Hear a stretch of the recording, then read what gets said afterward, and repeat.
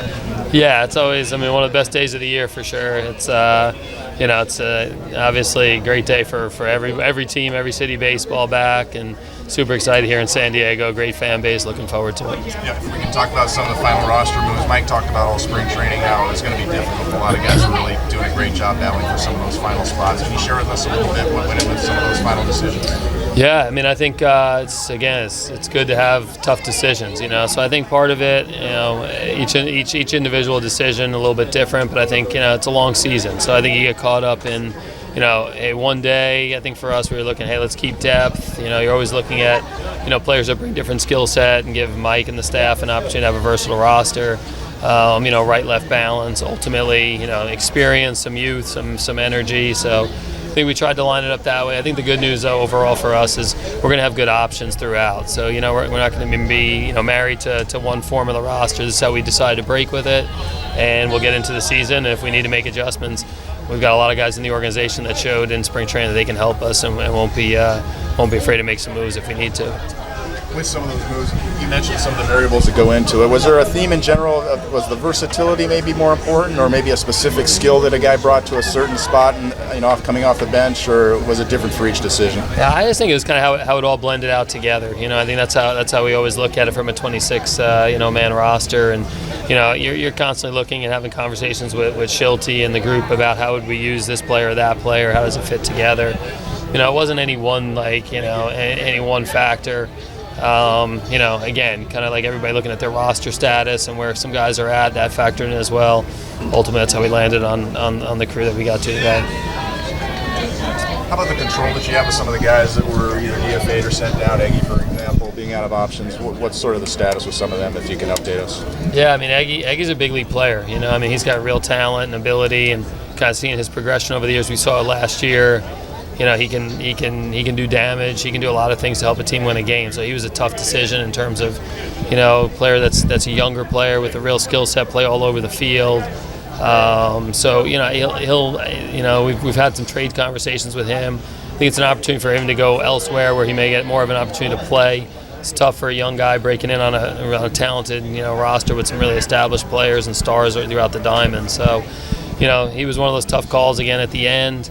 Most likely we have some time now to sit back. There's some trade interest. We'll see if we make a deal that makes some sense for us here in the next few days. So it sounds like you're kind of pretty aware that you might be losing him, when you made that decision. How tough was that, all things considered then? Yeah, no, tough. I mean, it's out of options. Sometimes good for the player. Sometimes it makes it more difficult on the player because you have a player that he's on your roster, kind of like a Rule 5 guy. He's kind of locked in on the roster. So I think for Eguy, we had some other guys step in and make it a tough call too. But he's going to get an opportunity to go elsewhere, play in the big leagues. I would think immediately, and we'll try to add some value and through a trade here in the next week. What went into the decision in terms of a right-handed first base DH option to go with Eguy Rosario over Connor Joe, who also offered some ability to left field? Yeah.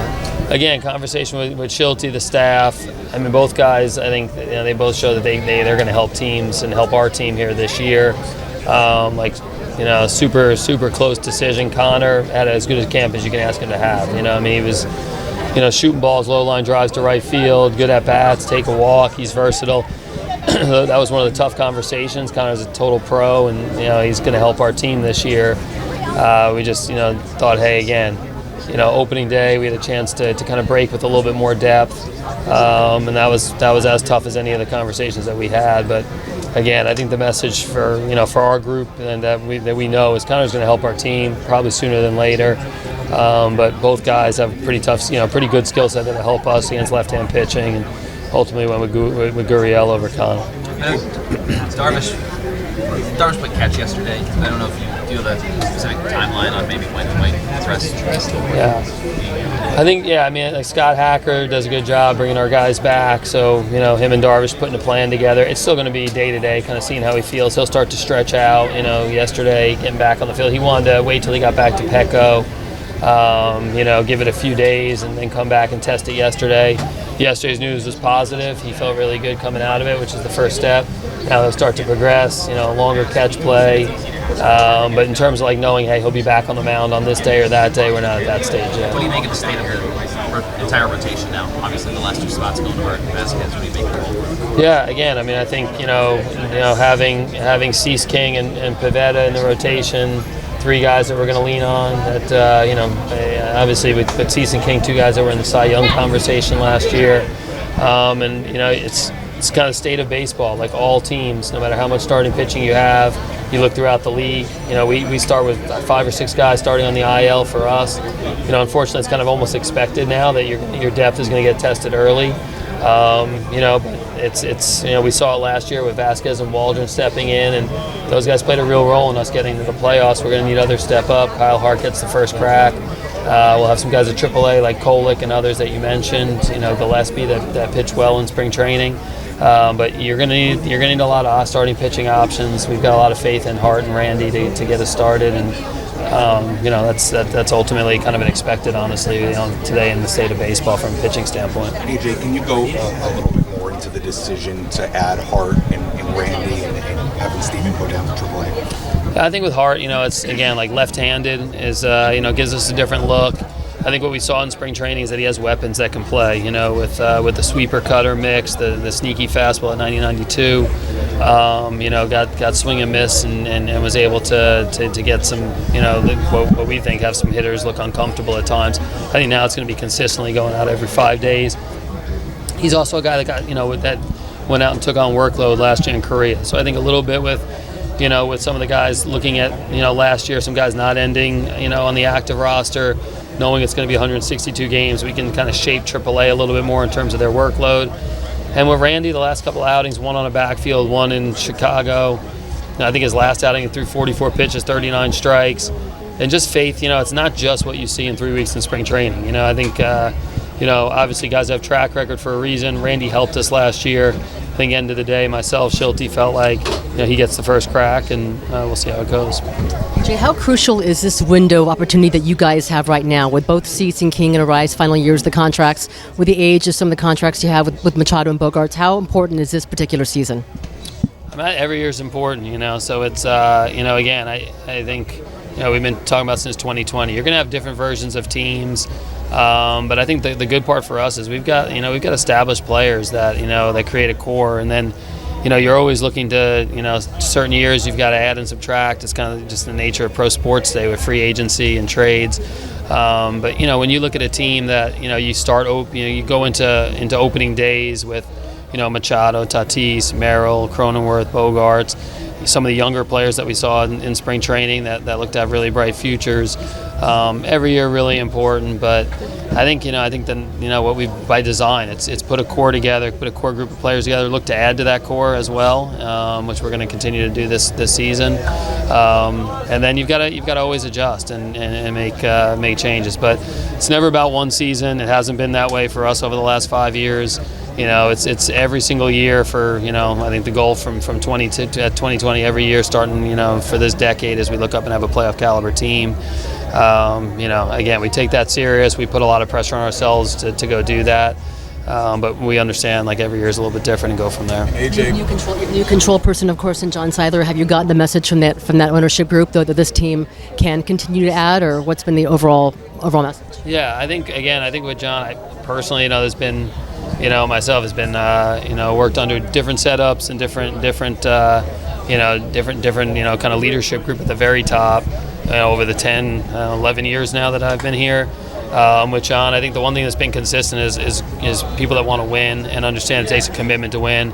John's been very consistent in his messaging over the last month in terms of, really no different than what I've seen here over the last 11 years. It's why I came here. It's kind of the, what we've pushed here is it's about winning championships. I think day one we talked about big stage. I think the organization, is transformed from, an organization that people were hoping every few years in terms of, to an organization every year. The expectation, and it's fun to be a part of from the fans, is go get in the playoffs and win a World Series. And do that, you need resources. I'm very confident the resources are there, and I think that's been consistent, and as well in the last month with the messaging from John. AJ, fourth oldest team in the MLB, just how important is that experience from opening day and moving forward? Yeah, again, I think it's always a blend. So I think we saw that last year. It's nice having, a guy like Jackson Merrill at 21 years old, and then a guy like Tatis at 25, 26 years old, and then some guys that have been there, done that. Coming off the bench. To me, like with some players that are a little bit older but have a ton of experience. It's going to be a very competitive National League. There's a lot of really good teams. I think we'll look at every possible advantage we can use, and I think with Schulte, a lot of what he brings to the clubhouse every day, what he preaches in terms of that baseball talk, relying on our past experience that we've had as a group, and then trying to bring that out of guys like Hayward and Gurriel and some others that have played in championships and World Series settings that know what it takes to go wire to wire and finish off a season.